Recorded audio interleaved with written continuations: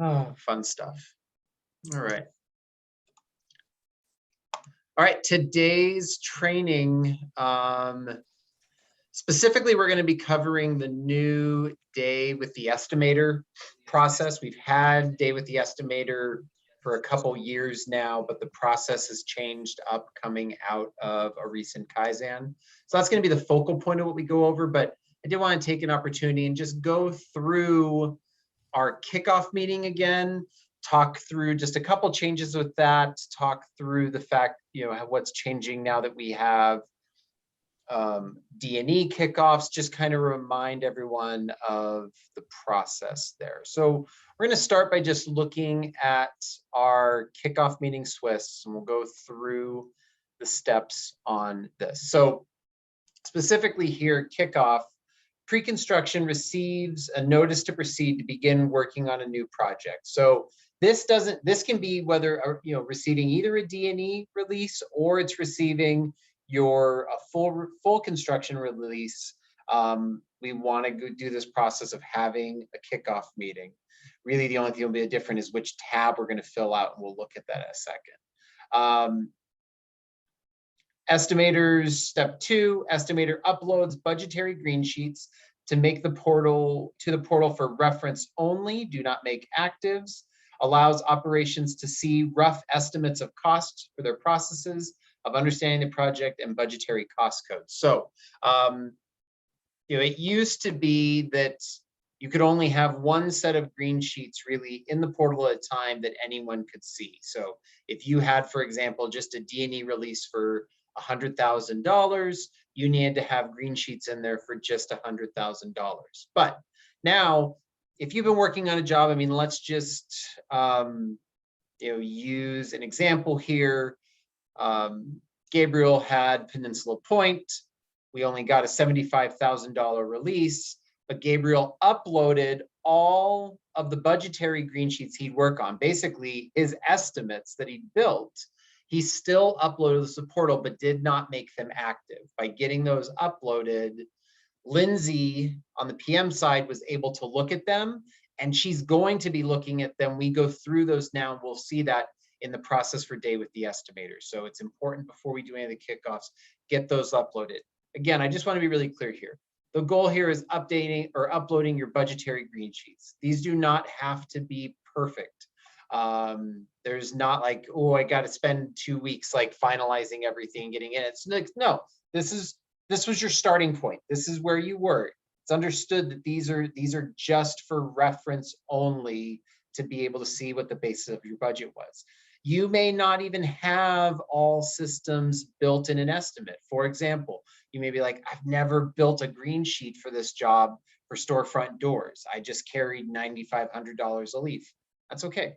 Like, don't push an estimate for storefront doors. You'll cover that with the PM in the day with the estimator. But if you do have estimates built for systems, you want to get those pushed. And this is in particular when you have a D&E, but even if you got a full release on a job, but you knew you wouldn't get your final green sheets pushed for quite a while, you've got some temporary ones, get them up there because it's going to help your PM be able to see what they have on the job. Any questions on that? Okay. Now, if you did have a full release, but your estimates weren't complete, you do need to get something pushed beyond what we just talked about so that you get money into the accounting system so people can start spending money. So if an estimate is not complete, estimator prepares a simple green sheet to provide budget costs for the job. Estimator exports a simple green into the portal and notifies Raquel of the upload. I'm actually going to be making changes to this as we go. So this would actually be accounts receivable.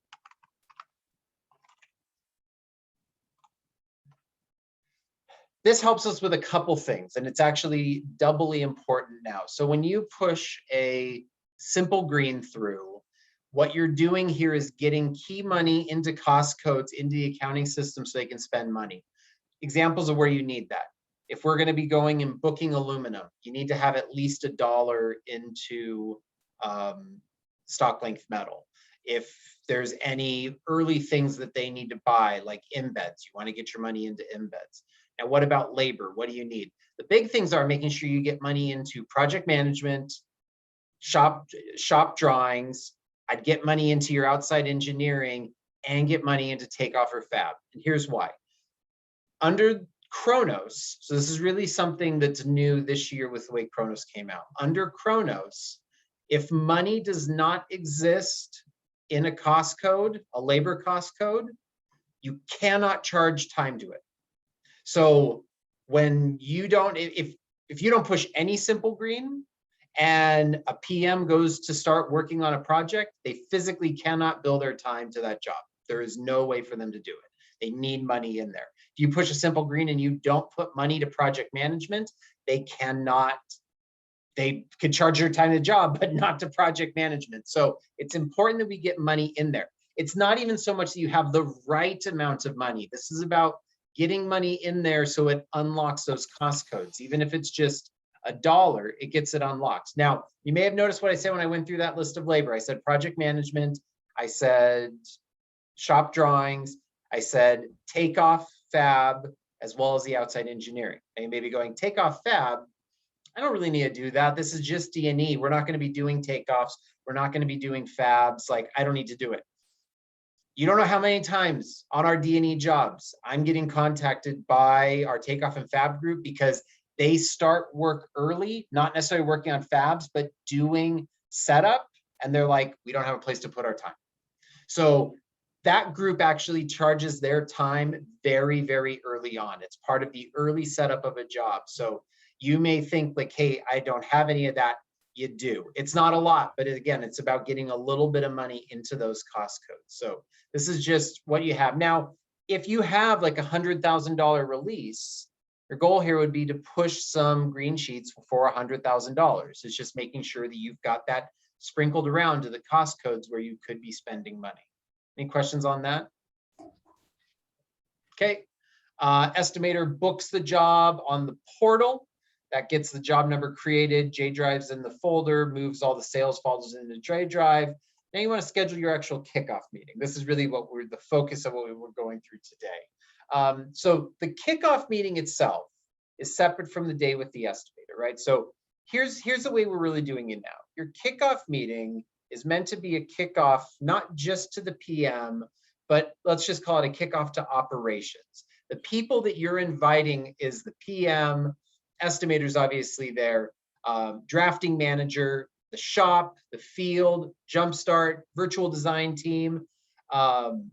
We can update this because this isn't Miranda any longer. I mean, this should now just be changed to all of purchasing. So let me change that. PDCing as we're going.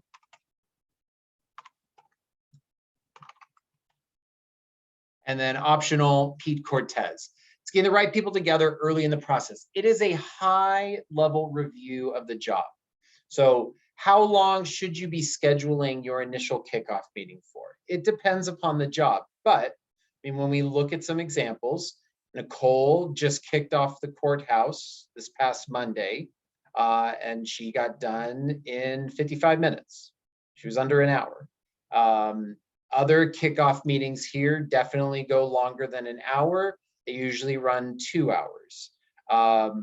It's rare for the kickoff meeting to run for longer than 2 hours unless it's a really large project, in which case you may want to just break it up differently. Maybe if it was an entire campus, multiple buildings, the buildings are all different, maybe that runs longer. But most of the time, that kickoff is 1 to 2 hours. Book it for 2 to be safe. If it's okay if you finish early, but it's a high level review of what you have going on. It does not have to be for an extended amount of time, but we do all of our kickoffs. We try to do all our kickoffs on Mondays between 1 and 5 o'clock. You may have noticed that Monday afternoons, there's not a lot of things on the calendars. It's for that reason, so that those are open. The only things we really should be doing on Mondays is kickoffs for jobs or Gemba kickoffs for jobs that just have come into pre-construction that were going on. Before that kickoff meeting, things that you want to be able to do, move your current files that are basis of our contract from pre-contract over to contract, provides operations a clean location for all important documents while retaining all previous information in pre-contract. So what do you mean by that? Let's actually look at a folder here. It just happened to be on MBC, so we'll take a look at that. So I'm in the J drive for MBC. Within sales, we have two different folders. We have contract and we have pre-contract. We always have these two folders. When you first book a job, everything gets automatically moved over into pre-contract, 100%. Everything you had ever, any files for this job that you had in the K drive are going to move over, supposed to move over and be into pre-contract. It is your job as estimators to take the items that are relevant to, specifically that you've been working on from pre-contract and move it to contract that's relevant to the kickoff. So what do we mean by that? Let's say that this is a job that you've been working on for 2 years now in pre-construction, and there are 5 different sets of architectural drawings going all the way back to a 50% SD set 2 years ago. Leave that in pre-contract. No one needs to see that. It can stay in pre-contract for reference. What you're going to be moving over is what's the current set of architecturals that we're working off of. So if we've been awarded off the 50% CDs, that's what you're moving over. You don't need all the others. Your budget matrix that you gave them off that 50% SD, leave it in pre-construction. You just want to move over your budget from that 50% CD. Anything that is relevant to that current one. Old vendor quotes, you leave, just move over your newest vendor quotes. The only thing that you don't move, I want to be really clear on this one. Well, I'm gonna go ahead and expand this to 2 groups, and I'd love for virtual design to jump in on this if you guys, want to. Jumpstart is very particular on this. Don't move Jumpstart files. Jumpstart moves Jumpstart files. So anything in engineering, you do not move. So everything in engineering should stay in pre-construction or in pre-contract, and Jumpstart will move over what is relevant, okay? I would think that same process, we've never talked about it, but just kind of ad-libbing here, could work for information with the model, that the model team would move over what is relevant and based upon the current model into the contract folder. But is that fair for our virtual design team that's on the call right now? Correct. Okay. We'll do it.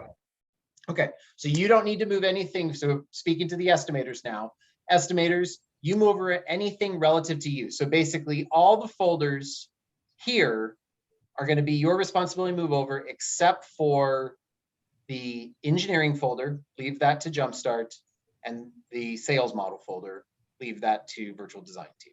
Yeah, Okay? we've rebranded that too. It should say pre-con model for newer jobs. Yes, for newer jobs. This is obviously one we've had for a bit. So cool, good point. Questions on that? Okay, let me get. I actually do have a question on the vendor part. Say Yeah. we went out to like Americlad and Pole, but in our estimate we carried Pole's number or whatever. Are we only moving the Pole quote over, or are we moving both and it's like ultimately the PM's discretion who they want to use? Okay, if you got quotes from Pole and Americlad for that 50% CD, just going with that same example, I'd move them both. Okay. Anything most relevant. And that would be a great item for you to cover in your kickoff meeting. Like when you get to that section about different materials and vendor quotes and have we committed to anyone, that'd be a great time to bring up, hey, panels, we've not committed to anyone. We got this quoted by both Pole and Americlad. Both of their current quotes are in the folders. Like just letting the PM know that, hey, you've got 2 options that have been looking at this job. You can make a decision. Here's who we carried for a price, but we haven't committed it. So I would definitely move that over. Okay. We just want to, but if it's like, if Americlad looked at it 2 years ago and hasn't updated since then, leave it alone. Like you can leave those over. Estimator completes the kickoff checklist to use as the agenda for the kickoff meeting. So your kickoff checklist, let's talk about historically where that was located and where you could also alternate places to find it. So when a job is first put into the K drive, the kickoff folder automatically gets created. So if I'm just going to pull a job from recently, checklist folder, and we have the checklist. Now, this one that I just happened to grab, this is an example of what the problem is with the checklists that are located here. So this job was added to the K drive a couple years back. So the checklist in here is from a couple years ago. And we get into this a lot. Nicole just pointed out to me on Monday, she's like, hey, we should update this line item in the checklist. And it's like, we updated it like 4 months ago, but the courthouse, she'd been working on since like April. And so it had the older version. So I wanted to remind everyone in Teams, one of the changes we did most recently, and we can put this into another spot, but specifically, since most of our jobs are design and engineering releases, we've added the checklist here to design and engineering releases. So if you want the most current version, this is the most current version that we have. We can go ahead and add that someplace else as well. I think it's always good to grab the most current version because, again, the one that you have in the K drive, if that's a job you've been working on for a couple years, it's going to be a couple years old. It's not going to have any of the changes that we've made since then. And we're constantly updating this checklist. We just added some new questions to it yesterday. So any job in the K drive that was built prior to yesterday isn't going to have the most current version. This is the most current version. So we're specifically talking about kickoffs here. There are 2 tabs possible for a kickoff. We've got the D&E tab, and then we have kickoff tab. So D&E tab you're going to use if you're kicking off for just D&E. So if your job was just a D&E release, you want to have this filled out. You want to take it from Teams here, move it to the Teams for your job, filling out and answering yes, no, or don't know to all of the questions that you have, and putting in links to documents. So for example, highlighted scope detail matrix. If you have a highlighted scope detail matrix, and go ahead and say yes to that. And you would add the hyperlink here in column E to where the PM or anyone in operations can then find it. So when this is all filled out, you'll have avenues to go back. Now, the 3 choices you have, yes, no, or don't know. There's always going to be cases that when you're kicked off on a job, and it's acceptable. I mean, that there's questions you may not have an answer to. Like, it's just not something that came up. No one had any conversations about it. I mean, just as an example, let's say we've been kicked off on a very early D&E off of 100% SD drawings. They just wanted to get someone on early. And we've got the question of, are there special requirements such as STC ratings, OITC, bomb blast? You may not know. It's not come up. It wasn't something they asked you to price, but at the same time, it's not something that anyone definitively said, we definitely don't have any of these things. It's good to say in that case, don't know. By saying don't know, you're conveying to operations that, hey, this is something that we need to follow up on. That as we're building some of our first agendas to meet with the customer, we can start asking these questions like, hey, never came up about any STC requirements. Are you going to have any? And you may get an answer of, oh, there will be. We just haven't gotten to that point yet. Or no, we're totally fine. But it's helping you. The goal is eventually get all the don't knows turned into yes or no's. But it's okay to have some in the beginning. I mean, you're going to naturally have that. So you're filling out this D&E checklist. If it's for a D&E release, you're going to fill off the kickoff checklist if you're kicking off for the full release. Now, if any of you remember from when we did the D&E training a couple weeks ago, if you're kicked off for D&E release, you're filling out the D&E tab. When we get that full release, you're doing another kickoff off of this tab. So That's the beauty of it's exciting when you have D&E releases. You get to kick the job off twice. It's wonderful. See, you're all super excited by it. Okay, let's go back to wrong Swiss there. Back to our kickoff meeting 1. So in that kickoff meeting, you're basically using that agenda or using that tab, the checklist, as an agenda. You're going through those line items, discussing the answers, yes, no, don't know, looking at what the hyperlink was. So if the question's on highlighted scope details, going ahead and looking at that document, going through the highlighted scope details. Again, this kickoff meeting generally is running to run through that checklist. 1 to 2 hours is usually where it sees it. Now, oh, I can change this. After that initial kickoff meeting, you're going to have your day with the estimator. So we used to do it before. So this step 7 was accurate up to about 2 months ago. We tried to do a sit down with the PM before. Now we do it after. And you're going to then in that kickoff meeting, this is where we're going to follow the day with the estimator. And I'm going to switch over to that Swiss in just a second. We'll finish going through that. That's basically covers what's here in step 7 and 8, but it'll be in more detail in the other Swiss. During your actual kickoff meeting now, because now it's getting back to your regular kickoff meeting, estimator is going to lead the kickoff meeting and to all the stakeholders and share all the information that's known or not known. We talked about that, going through the list. Items that are unknown, it doesn't necessarily fall on the estimator to solve it. So assigning responsibilities to pursue unknown information. So back to our example of there's no STC requirements known, but we know that we're going to be going to design meetings. The PM can take responsibility for putting that on the agenda and bringing it up in the meeting. Or if it's a question of field logistics and some of the field logistics aren't known, it's okay that the field takes ownership of that and goes and looks for that information.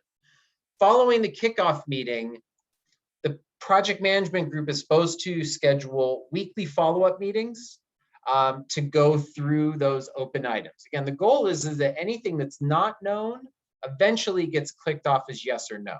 And so those follow-up meetings are a chance for everybody to get back together and go through who owned what items and get it all changed from unknown over to yes and no, which is basically what I described there is in step 12.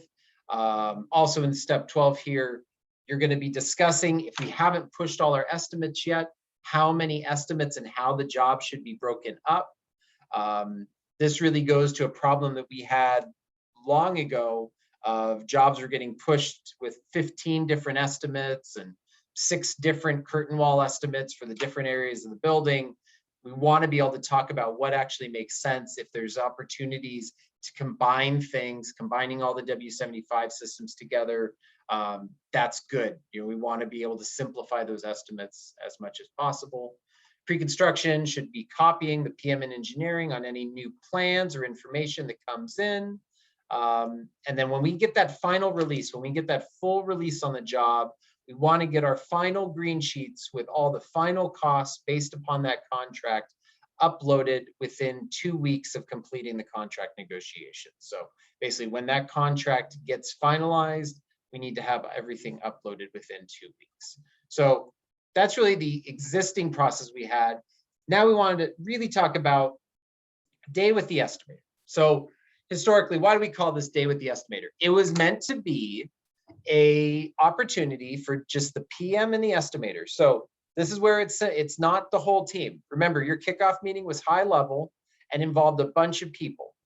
Your high level kickoff meeting had the shop, the field, purchasing, drafting, everyone was there, getting a high level understanding of what this job is, because they don't need to get into the weeds. Now you're spending time one-on-one, the estimator and the project manager, really going through the job. Now, we called it day with the estimator because the intention was that it should take close to a day. The problem was they weren't. They were still getting run through really quickly, and they were going, taking like an hour or two. This new process that we're walking through right now definitely takes longer than an hour or two. There's a number of people in this room that have already been through this process. This is a bit of a refresher because they've been doing this over the last month or two. And as some of you can attest, you've scheduled the day with the estimator for 2 hours, and then you've had to schedule it for another 2 hours, and then you've scheduled it for another 2 hours. And it seems that oftentimes they are actually taking closer to 6 hours to go through. It doesn't have to all be in one sitting. If it turns out that, schedule wise, that what you have going on, it's easier for you and the PM to say, hey, you know what, let's meet for 2 hours for the next 3 weeks, that's fine. Like, it doesn't have to be all in one shot. You can set it up for 2 hours and see how far you get through, but just know, none of them get done that quick. It is at least a half-day process in most cases.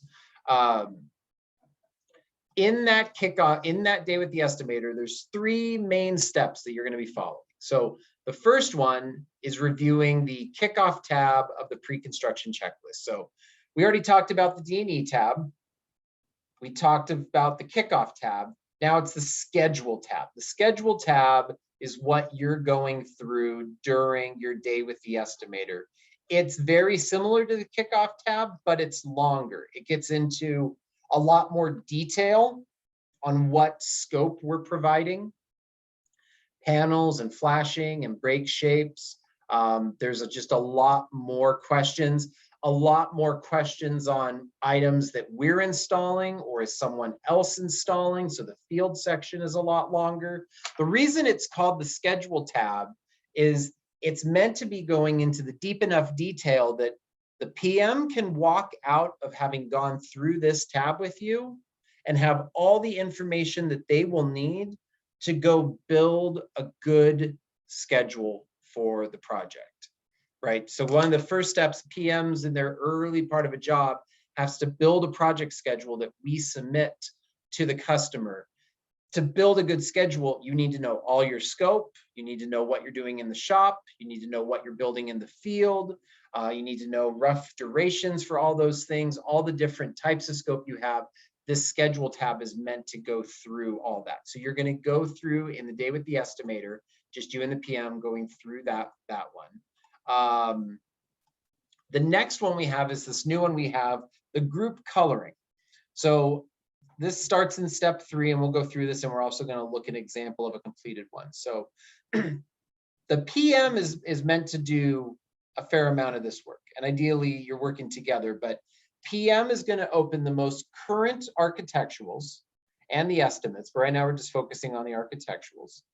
They're going to extract a copy of the elevations and remove any pages not needed. So point here is to create a set of drawings that is nimble. This isn't a couple hundred pages long. This is just your elevations that you're pulling out of the job.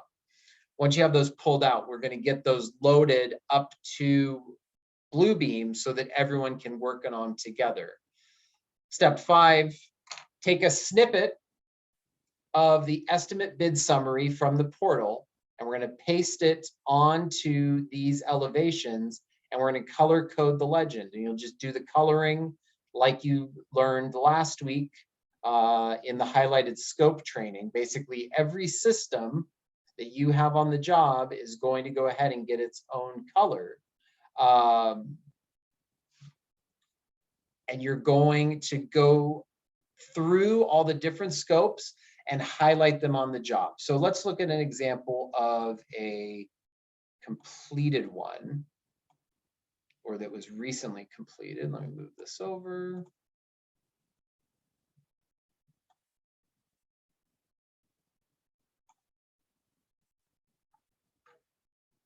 Okay, so this is Gateway of the Pacific. So here we had our snippet right here. So we take a snippet of the different systems straight out of the portal, with the dollar values that went along with it. And then we were together. So again, this is not ahead of the meeting. You and the PM in Bluebeam are going through and identifying the different areas and highlighting it. If you're like, this sounds like what we did in our Gimba kickoff, you're right.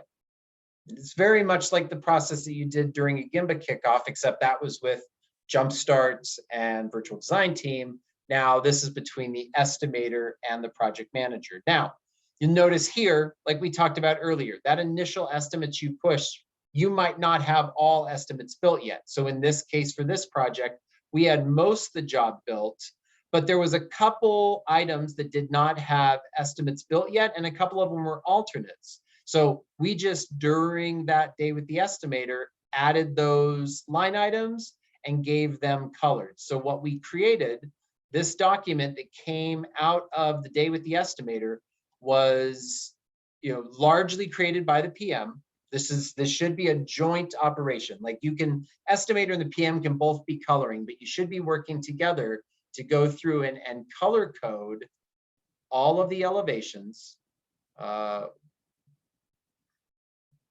This is why you cut pages out, because there's a lot of data here, of the whole job, so that now, not only does the PM have a record, but the PM was actually the one making this. A phrase I use a lot on this, of like, the point of this, because you might say, like, we could just do this offline, or I could just color this and give this to PM.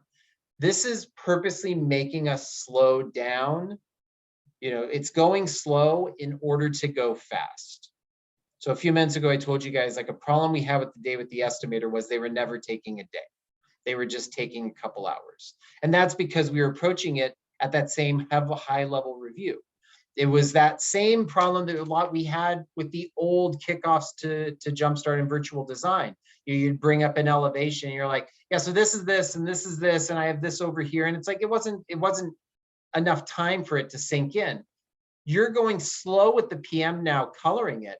And I believe all of you that have been through this process can attest, really good questions come up, because the PMs are able now, as they're going through and doing the coloring, able to ask things like, wait, what is this other thing here? Is this door ours? Do I have anything over here at the service yard wall? You're able to go through this in more detail and be able to answer their questions. So a lot of questions just come up that didn't normally come up on the job. So this is that second part. So the first part was going through our schedule tab. Second part, going through together and doing our coloring. Any questions on that? I just thinking it would be fantastic to do something similar for just regular takeoffs, because we're just looking at the drawings like a plain drawings and looking at whatever we want. And this is kind of more focused. No questions.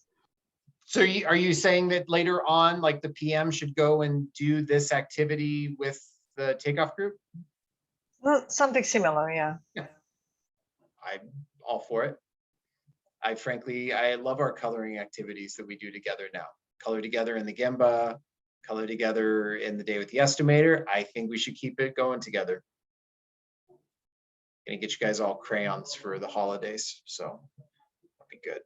Let's go back to our Swiss here. No, I mean, Jan, I totally agree. I can't push this point home enough. I think that these activities we've done of the group coloring activities together, be that in the day with the estimator or in our Gimba kickoffs, have been one of the most beneficial things I've seen come out over the last couple of years. It's a super simple thing, but it just has really allowed a level of dialogue to come up and questions to get addressed, and questions to even be asked that we don't normally see. So I would recommend it to any other department that wanted to do something similar to get a better understanding, that when you're doing it together, rather than just being given a finished product, it's working much better.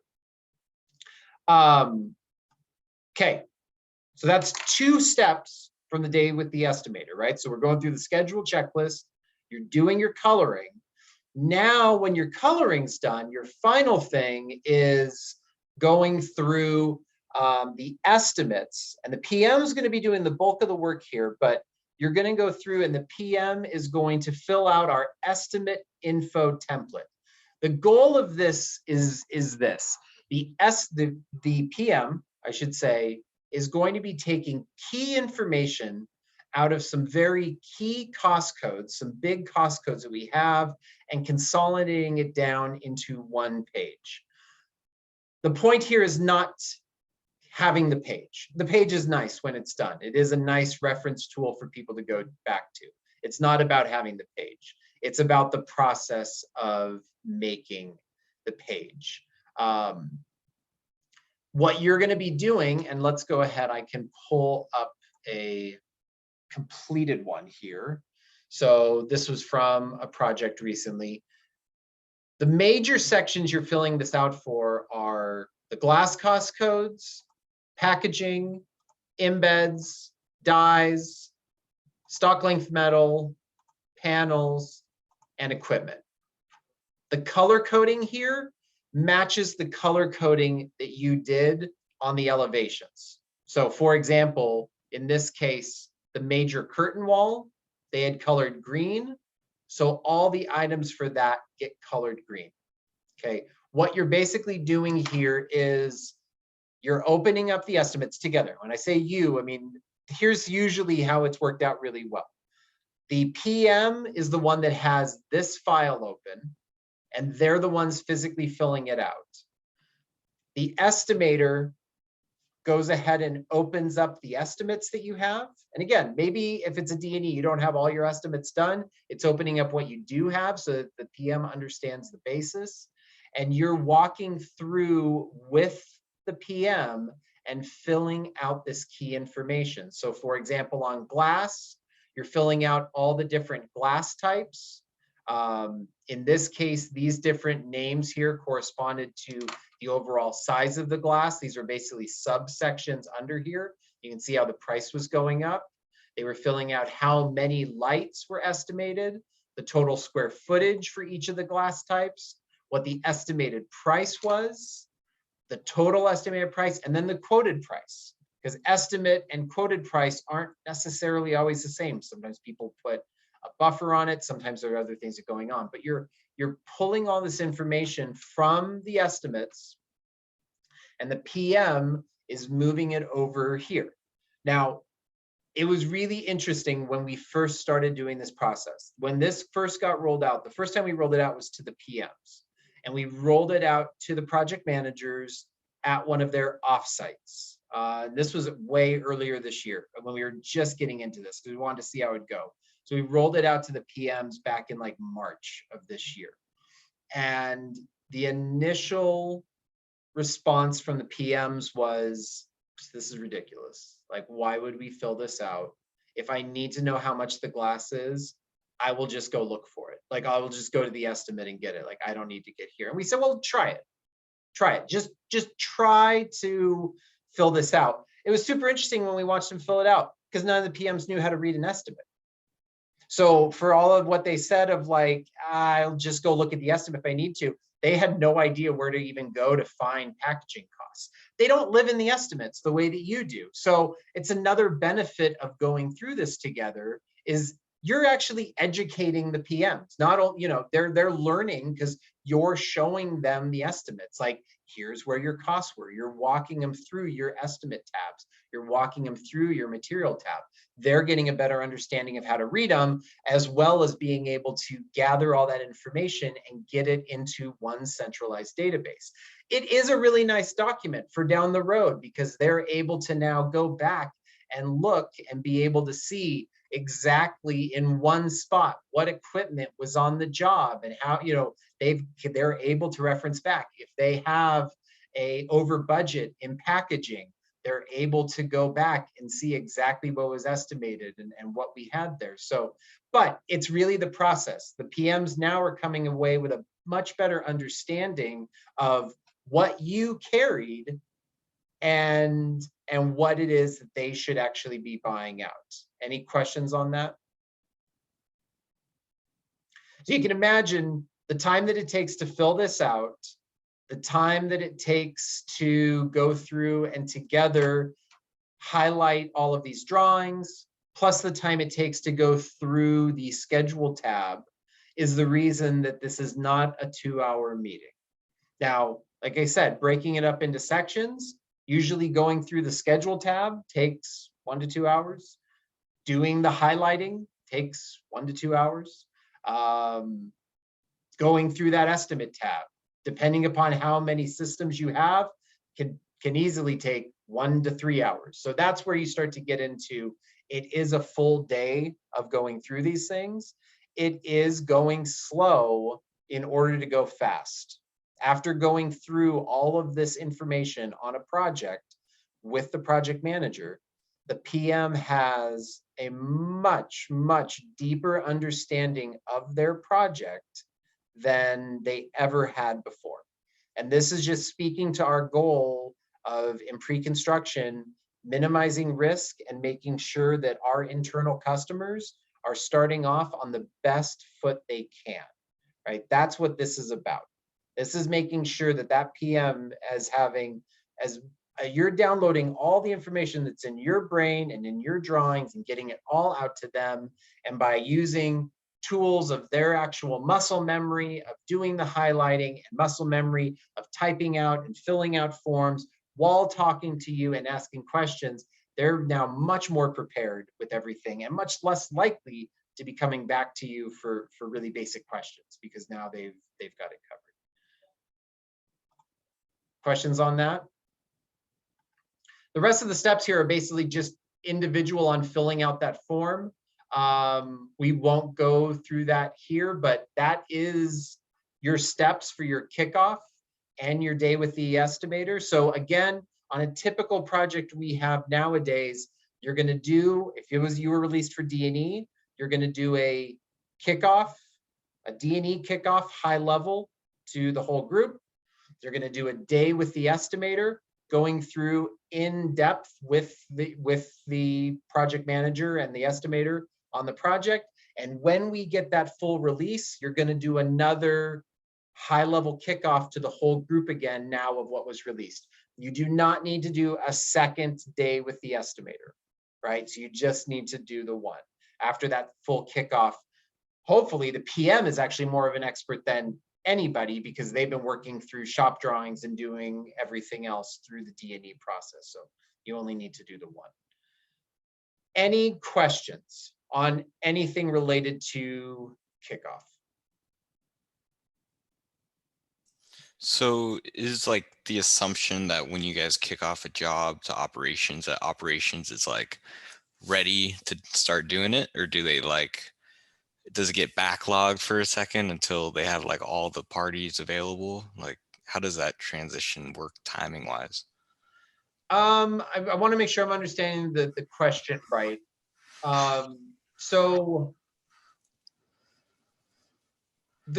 look, the goal when we kick off operations is that they're able to get rolling on it.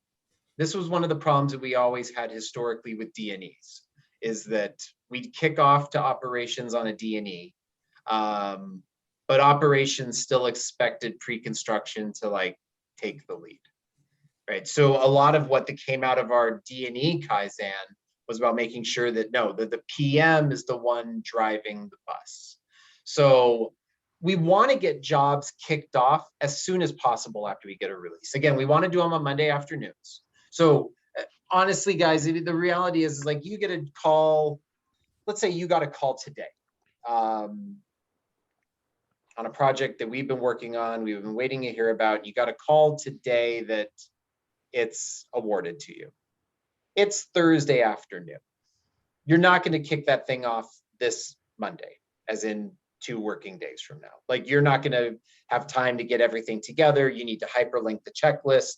You've got to get it scheduled. Like it's not reasonable to get that thing kicked off in 2 days. But the following Monday, that'd be good to shoot for. Now, I realize I'm just hypothetically just threw out examples there, and I've got Thanksgiving in between there, so maybe that really wouldn't be there. But at the latest, the Monday after that, like you want to get this thing kicked off as soon as possible. Ideally, it's not about waiting for people in operations to become available. because if they're so bogged down that they don't have time to take on this job, the job shouldn't have been given to them anyway. So, I mean, that's one of the things that, you know, Steve Larson or Tom Lackey or, you know, JJ would be looking at, okay, who's going to be this PM on the job? You know, who has capacity to take this on? You know, they'd be ready for your kickoff in 2 days. It's more that pre-construction isn't necessarily ready to kick this thing off 2 days from now, but don't let it linger. Get it kicked off. This goes back to, I know a lot of you have in the past been like, I need to work on the green sheets a little more. It's like, no, like, it's okay. Push what you have, get the job kicked off. We can update that. Just get them up to speed with where you are. Does that answer your question, James? Yeah, it does. Okay. Yeah, thanks.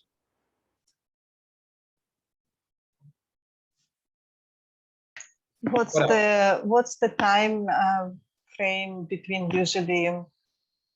So you worked on a job, you have all you're waiting for the answer. It could be,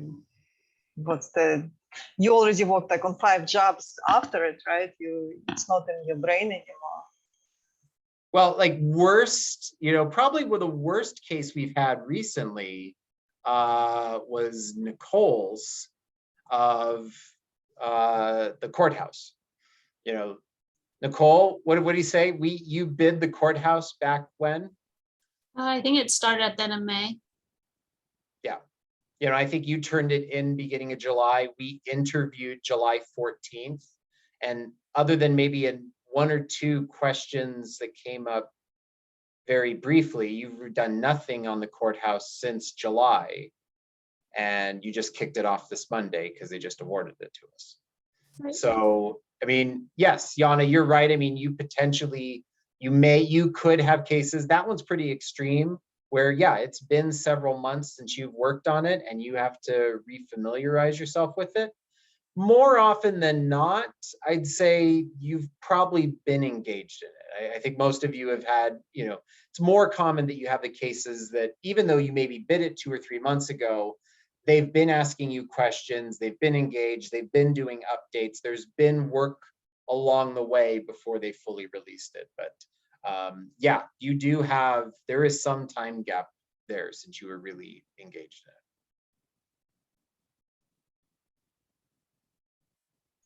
it. Is it the estimators?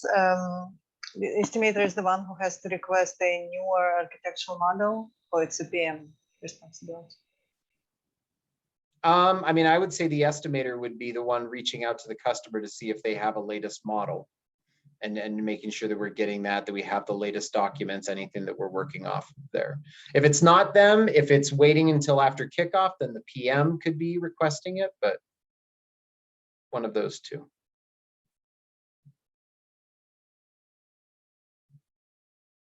Any other questions?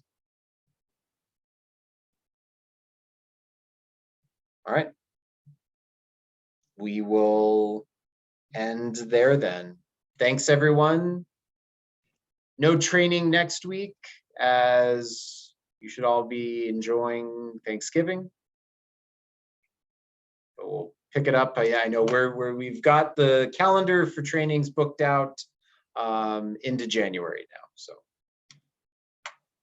thanks, everyone. Happy Thanks, guys. Thanksgiving, everybody. Yeah. Thank you. Bye.